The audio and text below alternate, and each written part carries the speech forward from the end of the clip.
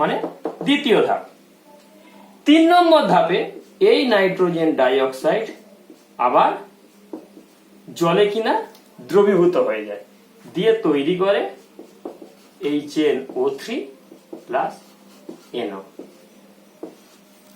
তাহলে HNO3 মানে nitric acid. এই নাইট্রিক অ্যাসিড তৃতীয় ধাপ হলো। চতুর্থ ধাপে কি হচ্ছে, যত কার্বনের জাতীয় লবণ আছে, মনে করো CaCO3, এ যখনই নাইট্রিক অ্যাসিডকে পেয়ে যায় 2HNO3 তৈরি করে CaNO3 plus CO2 plus H2।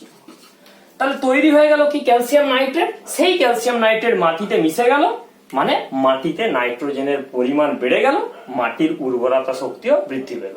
আমি ক্যালসিয়াম কার্বনেট না নিয়ে যদি ম্যাগনেসিয়াম কার্বনেট নিতাম তখন ম্যাগনেসিয়াম নাইট্রেট তৈরি হতো, যদি সোডিয়াম কার্বনেট নিতাম তখন সোডিয়াম নাইট্রেট তৈরি হতো। একমাত্র সোডিয়ামের ক্ষেত্রে একটু ব্যালেন্সটা আলাদা হবে। Na2CO3 প্লাস HNO3 সমান NaNO3 2NaNO3 plus CO2 plus H2, মানে সোডিয়াম নাইট্রেট তখন তৈরি হবে। মানে ক্যালসিয়াম ম্যাগনেসিয়ামের জন্য এই ধরনের বিক্রিয়া, সোডিয়াম পটাশিয়ামের জন্য যাদের যোজ্যতা এক তাদের ক্ষেত্রে।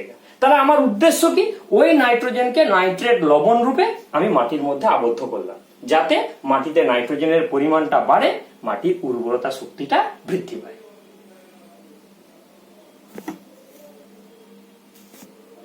এবারে আমরা নাইট্রোজেনের ব্যবহার যদি দেখি,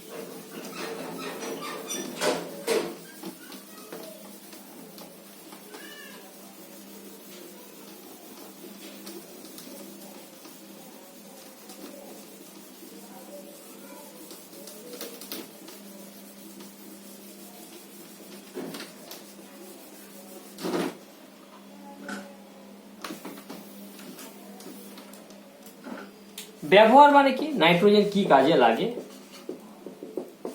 নিম্ন তাপমাত্রা সৃষ্টি করতে নাইট্রোজেনকে আমরা ব্যবহার করতে পারি। বিভিন্ন রকম যে সার হয় সেই সার প্রস্তুতিতে, মনে করো অ্যামোনিয়াম সালফেট, অ্যামোনিয়াম নাইট্রেট, ঠিক আছে, নাইট্রোলিম যেটা বললাম, প্রত্যেকটা ক্ষেত্রেই নাইট্রোজেনের প্রয়োজন। এমনকি বৈদ্যুতিক বাল্ব, বৈদ্যুতিক টিউব, সেখানেও নাইট্রোজেনকে ব্যবহার করা হয়। তাহলে মোটামুটি এই সমস্ত ক্ষেত্রে আমরা নাইট্রোজেনকে ব্যবহার করতে পারি।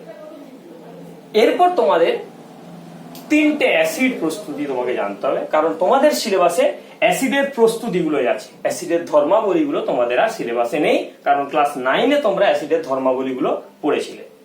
3টে অ্যাসিড বলতে কি কি অ্যাসিড গুলো রয়েছে না, প্রথমে যে অ্যাসিডটা আমরা বলবো hydrochloric acid, HCl। Hydrochloric acid, এর আরেকটা নাম আছে মিউরিয়েটিক অ্যাসিড। সমুদ্রজাত লবণ থেকে অ্যাসিডটা তৈরি হয় বলে একে সামুদ্রিক অ্যাসিড বা মিউরিয়েটিক অ্যাসিড বলে। কিভাবে এটা প্রস্তুত করা হয় না, আমরা যে কোনো সালফেট জাতীয় যদি যৌগ আমরা নিয়ে থাকি বা ক্লোরাইড জাতীয় যৌগ, মনে করো NaCl প্লাস গাঢ় আমরা যদি H2SO4 নিই, তাহলে আমার তৈরি হয় Na2SO4 প্লাস HCl আবার তৈরি হয়ে যায়। ঠিক আছে, ব্যালেন্স করতে হয় 2NaCl প্লাস H2SO4 আর Na2SO4 প্লাস 2HCl। তাহলে এইভাবে আমরা হাইড্রোক্লোরিক অ্যাসিড আমরা প্রস্তুত করতে পারি। আরেকটা ভাবে প্রস্তুত করা যায়, হাইড্রোজেনকে গ্যাস এবং ক্লোরিন গ্যাসকে নিয়ে উচ্চ তাপমাত্রায় সূর্যালোকের উপস্থিতিতে বিক্রিয়া করে হাইড্রোজেন ক্লোরাইড গ্যাস তৈরি করা হয়, দিয়ে তাকে জলে মিশিয়ে জলে দ্রবীভূত করে, যদি আমরা জল দিই জলে দ্রবীভূত করে HCl তখন হয়ে যায় অ্যাকুয়াস, মানে জলীয় দ্রবণ। অ্যাকুয়াস মানে জলীয় দ্রবণে পৌঁছালে এটা হয় হাইড্রোক্লোরিক অ্যাসিড। তাহলে দুটো ধাপ রয়েছে, এই পদ্ধতিতেও আমরা করতে পারি, নতুবা পরীক্ষাগারে সাধারণত এই সোডিয়াম ক্লোরাইড আর গাঢ় সালফিউরিক অ্যাসিড ব্যবহার করে হাইড্রোক্লোরিক অ্যাসিডকে প্রস্তুত করা হয় থাকে। তাহলে এটাই গেল তোমাদের হাইড্রোক্লোরিক অ্যাসিডের প্রস্তুতি।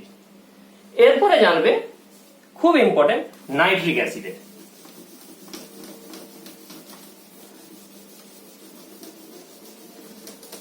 নাইট্রিক অ্যাসিডের প্রস্তুতি পড়া মানে তোমাদের ওসওয়াল্ড পদ্ধতিটা তোমাদের পড়তে হবে। বিজ্ঞানী ওসওয়াল্ড 3টে ধাপে নাইট্রিক অ্যাসিডকে প্রস্তুত করেছিলেন। কি প্রথম ধাপটাকে HNO3 প্রস্তুতি।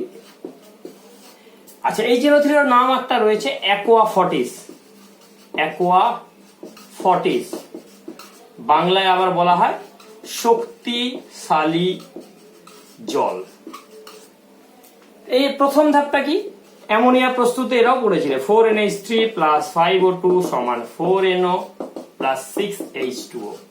এইখানেও একই রকম ভাবে 700 থেকে প্রায় 800 ডিগ্রি সেন্টিগ্রেড তাপমাত্রা লাগে, 5 থেকে 7 অ্যাটমসফিয়ার চাপ লাগে, আর প্লাটিনাম রুডিয়াম যেটা তারজালির উপস্থিতিতে এই বিক্রিয়াটা হয়। যে প্রথম ধাপে কি করা হলো, অ্যামোনিয়াকে বাতাসের অক্সিজেন দ্বারা জারিত করা হলো, দিয়ে নাইট্রিক অক্সাইডে পরিণত করা হলো। মূল উদ্দেশ্য আমার নাইট্রিক অক্সাইডটা তৈরি করা, তার সঙ্গে জলীয় বাষ্প তৈরি হয় উচ্চ তাপমাত্রাতে। দ্বিতীয় ধাপে এই নাইট্রিক অক্সাইড বাতাসের অক্সিজেন দ্বারা জারিত হয়ে নাইট্রোজেন ডাই অক্সাইডে পরিণত হয়ে যায়। 3 নম্বর ধাপে এই নাইট্রোজেন ডাই অক্সাইড জলে যখন দ্রবীভূত হচ্ছে তৈরি করছে নাইট্রিক অ্যাসিড প্লাস NO। তাহলে এইভাবে আমরা ওসওয়াল্ড মেথড, ওসওয়াল্ড খুব ইম্পর্টেন্ট, ওসওয়াল্ড পদ্ধতি, বিজ্ঞানীর নাম অনুসারে এটা হয়ে থাকে। ওসওয়াল্ড বলে একজন বিজ্ঞানী, তা আমার নাম অনুসারে এই 3টে ধাপে আমরা নাইট্রিক অ্যাসিডকে প্রস্তুত করতে পারি। এইভাবে যে অ্যাসিডটা প্রস্তুত হলো সেই নাইট্রিক অ্যাসিড। আরেকটা অ্যাসিড তোমাদের জানতে হবে, সেটা হচ্ছে সালফিউরিক অ্যাসিড।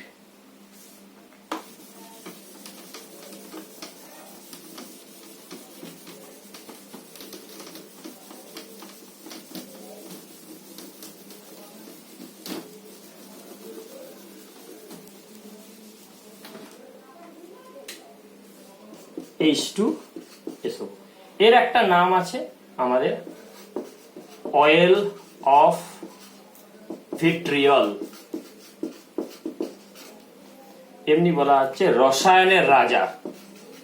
যে কোনো রাসায়নিক বিক্রিয়াতে এই অ্যাসিডটার ব্যবহার সবচেয়ে বেশি, রসায়নের রাজা, কিং অফ কেমিক্যালস বলা হয় সালফিউরিক অ্যাসিড। এটাও যে তৈরি করা হয় 4টা ধাপে। প্রথম ধাপটায় 4Fe2 প্লাস 11O2 সমান 2Fe2O3 প্লাস 8SO2।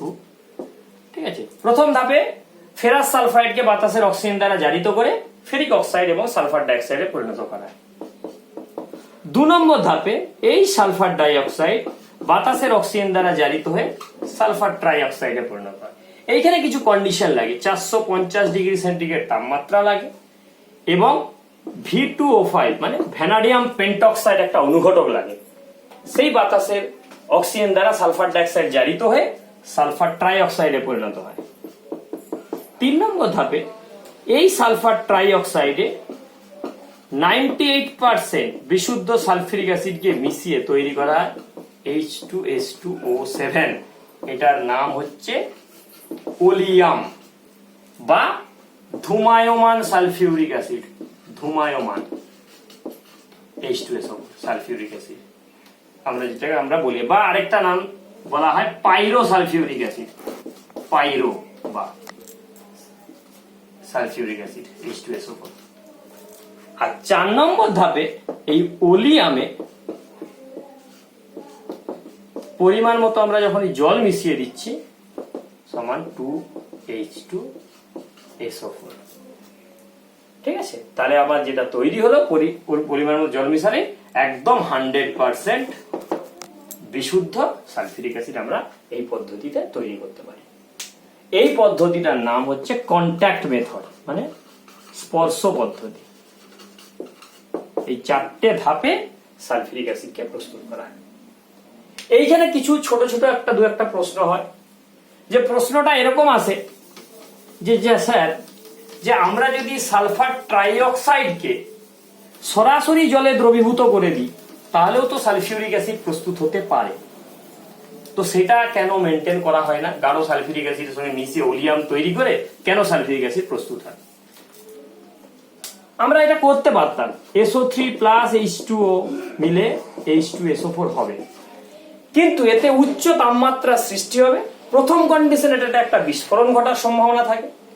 দ্বিতীয় কন্ডিশন, এই উচ্চ তাপমাত্রায় যে সালফিউরিক অ্যাসিডটা ভেঙে যায়, সমান 2H2O plus SO2 plus O2 sulphur. আমার লক্ষ্য H2SO4 তৈরি করা, কিন্তু আমি পাবো সালফার ডাইঅক্সাইড। এছাড়াও এই সালফার ট্রাইঅক্সাইড আবার ওই উচ্চ তাপমাত্রায় যখন জলীয় বাষ্পের সঙ্গে মিশবে ক্ষুদ্র ক্ষুদ্র জলকণায় পরিণত হয়ে যেতে পারে, এতে সালফার ট্রাইঅক্সাইডের আবার অপচয় হয়। তাহলে এই তিনটে কারণে সালফার ট্রাইঅক্সাইডকে সরাসরি জলে মিশিয়ে আমরা সালফিউরিক অ্যাসিড প্রস্তুত করি না। আমরা ওই কন্ট্যাক্ট মেথডটাকে ফলো করি, স্পর্শ পদ্ধতি, যে পদ্ধতিতে আমরা সালফিউরিক অ্যাসিড প্রস্তুত করি। আরেকটা প্রশ্ন দেখবে পাও তোমরা, সালফান কি? সালফান সেটা হচ্ছে 100% যে ওলিয়াম, যেটাকে বললাম পাইরোসালফিউরিক অ্যাসিড H2SO4, এই 100% ওলিয়ামকেই আমরা বলবো হচ্ছে সালফান। আশা করি তোমরা বুঝতে পেরেছো। তো তোমাদের পরীক্ষাগারে শিল্পে অজৈব রসায়নের সিলেবাসে যেটুকু অংশ ছিল অনলাইন ক্লাসের যে 3টে ক্লাসের মাধ্যমে মোটামুটি সেইভাবেই বলার চেষ্টা করলাম। আশা করি তোমরা বুঝতে পেরেছো। এই সম্পর্কিত কিছু নোটসও তোমাদের দিয়ে দেওয়া হবে। তারপরে এইখান থেকে মোটামুটি কি কি ধরনের একটা প্রশ্ন আসতে পারে সে সম্বন্ধেও তোমাদের আলোচনা প্রশ্ন আকারে দেওয়া হবে, তোমরা সেটাকে ফলো করবে। এরপরে আমরা আবার অন্য ক্লাসে মানে অন্য একটা চ্যাপ্টার নিয়ে আলোচনা করব। আজকে এ পর্যন্তই।